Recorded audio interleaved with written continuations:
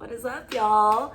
We're here for our Sunday night energy oracle forecast for the week.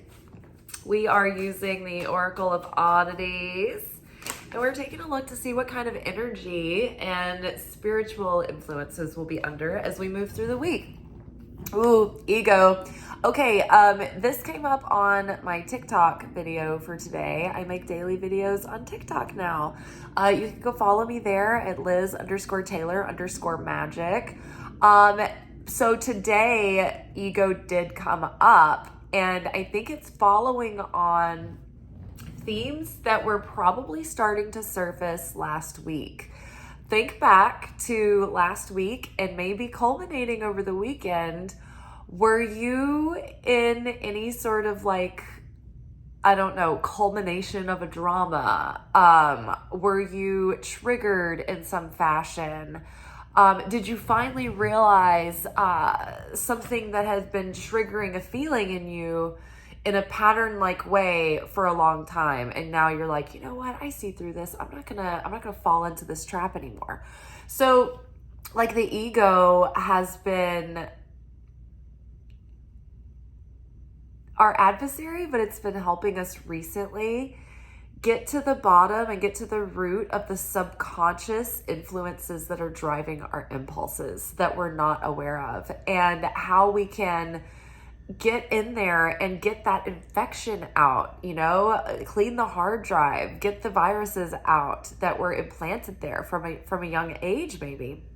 And so, yeah, it's uncomfortable and it's hard to work with the ego, and when you know that it's on fire, and it's uncomfortable, and it's all the bad feelings, right? And it's so funny because on a daily basis, we're not that careful of the bad feelings that the ego gives us. We'll get lost in them. We'll rehearse them over and over again. We'll replay them in our mind. We'll ruminate. We'll really marinate in how awful we feel.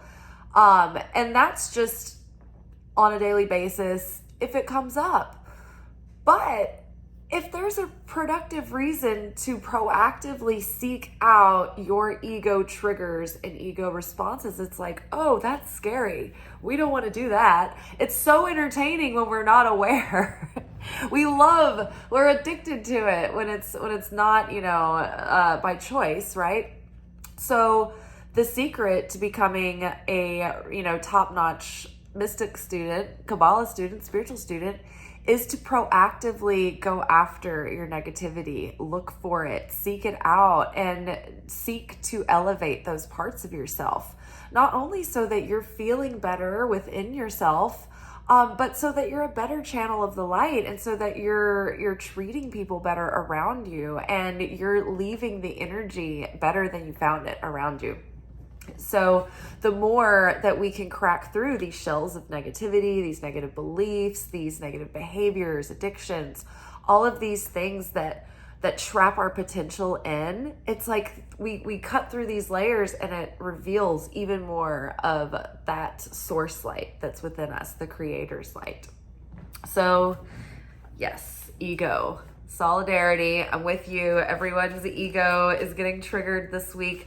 We're still in our Venus retrograde. Now Mercury is retrograde. Have any old flames from the past snuck into any nooks and crannies or crevices? Have they been lurking and looky-looing, showing up recently? Think back. What were the themes around the problems and the challenges and the pain that happened around those people? What did you really take from that? Did you spend enough time with the pain after those breakups to really think about the lessons that you took from that relationship and from that breakup and how it all went down? Like, we we're like, oh, I'll do this healing work. And then as soon as we start feeling better, it's like, well, I guess that's it then. Yay. And many times we don't reflect enough on, okay, what wisdom am I taking with me now? What am I embodying? What am I not going to do again? Right? And what am I going to do better next time? So think about those things too. We are in Tshuva, where we prep for several weeks, like 40 days leading up to Rosh Hashana, where we return to being in alignment with building affinity with source. And, we like snap out of our autopilot and we're like, okay, let's look back on this year. What am I remorseful for? Or what do I wish I had done better? Where did my temper fly and hurt people? Where did I get weak and sell myself short? Where did I settle? Where was I not really showing up, and being my full self where I could have? Where did I not put my full effort? Where did I not go all out and all in? And how do I want to change that for this year?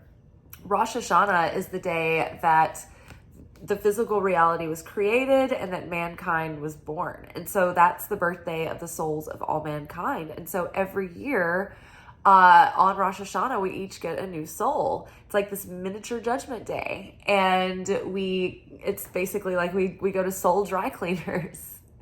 And so the prep that we're doing is not because, oh, we're so bad, we're so wrong, we should be ashamed. In fact, we should not be ashamed. Not at all. Creator does not want us to feel guilty or ashamed. In fact, it's the female Satan, the female adversary, that comes in and tries to make us feel shame and guilt and like we are bad. Not that we've done something or things that we'd like to improve upon or that we feel sorry for. So, the light, the creator, is just saying, hey, look, this ultimate you, this fulfillment that is possible, there's all this potential here, and you're going to be so happy and so excited and so full of purpose and satisfaction if you go in this direction. This is like what you're like cut and out of cloth to do. Otherwise, you're just going to be struggling in challenge, chaos, dissatisfaction. It's up to you, though. It's up to you. I just wanted to show you that here, this is an option, right? So yeah, the creator is trying to give us an opportunity to go in a better direction. And oh my God, look, we got Psyche. Psyche! This is that meeting of the self when the head, the heart, the soul, the mind, the strength, they're all aligned as one. When we're building affinity with the light, we're aligning with our true, authentic, higher selves, right? What is that higher self version? Think about the year ahead, and if you were living life as your higher self, feeling like knowing your wholeness, right? What kinds of decisions would you be making? What would your daily routines look like? What would it look like when you came into work? How would it go with all the people that you work with? How about the people that you can't stand? Like now, maybe in your, slightly future projected self as your higher self, or the now, it can happen this fast, right?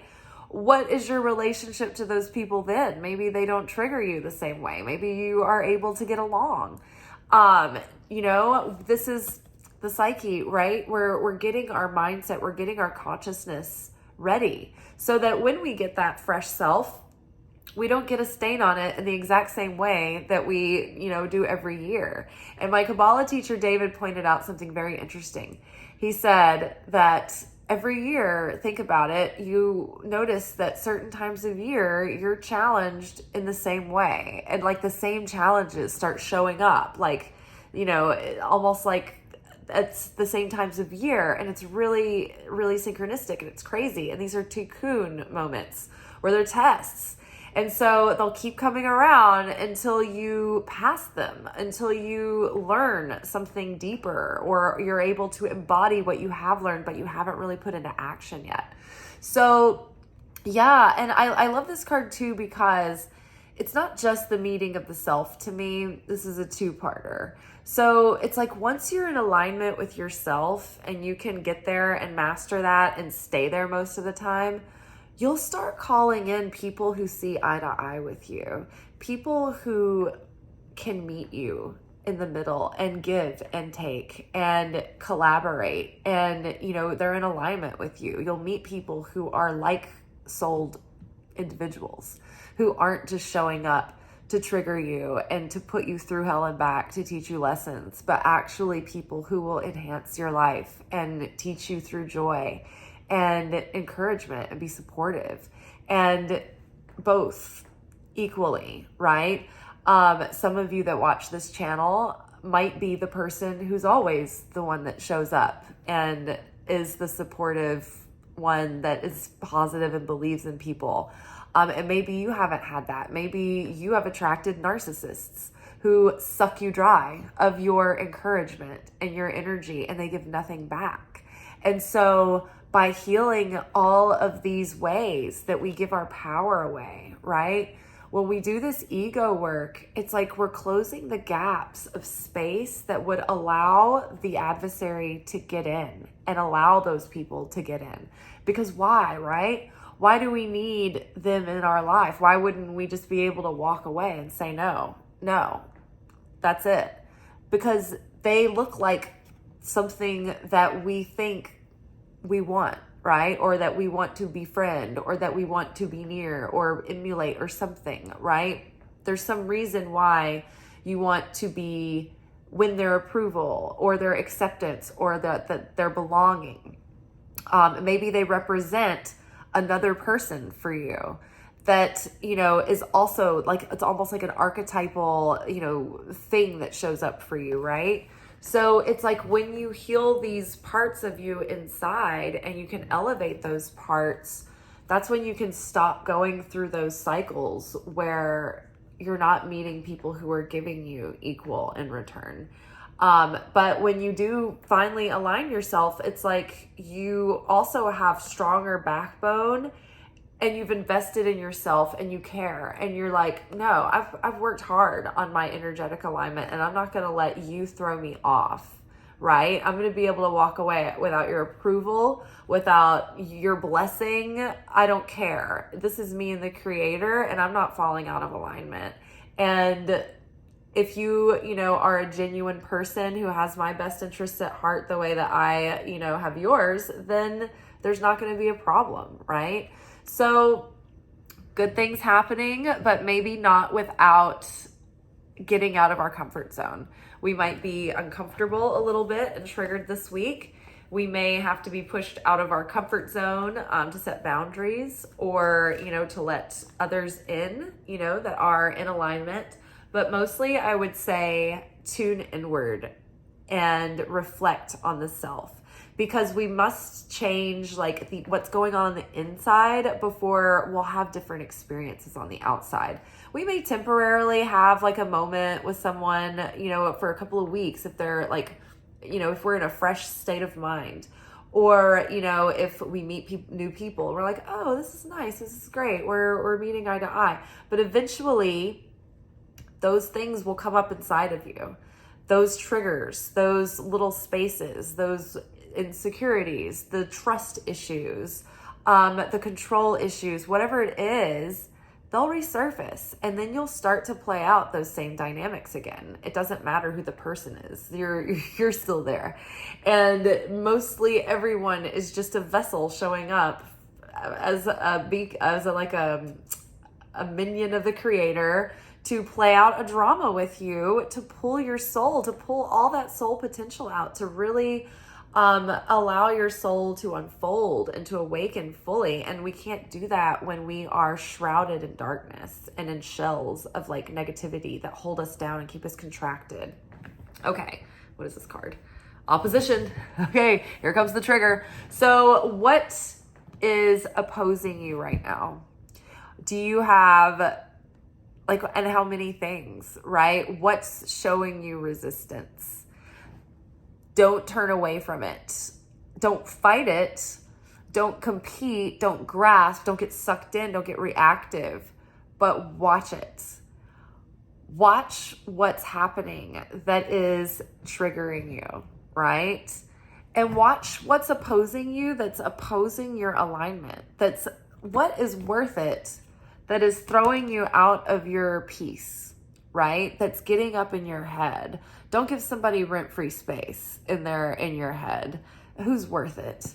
If they're a pain in the ass, they're certainly not worth it. They're only worth it as far as the reason why the creator sent them. So that's what we mean when we say, don't get caught up in the story. Like, observe the story that's being told, that you're telling yourself. Observe what's playing out without getting caught up in the drama.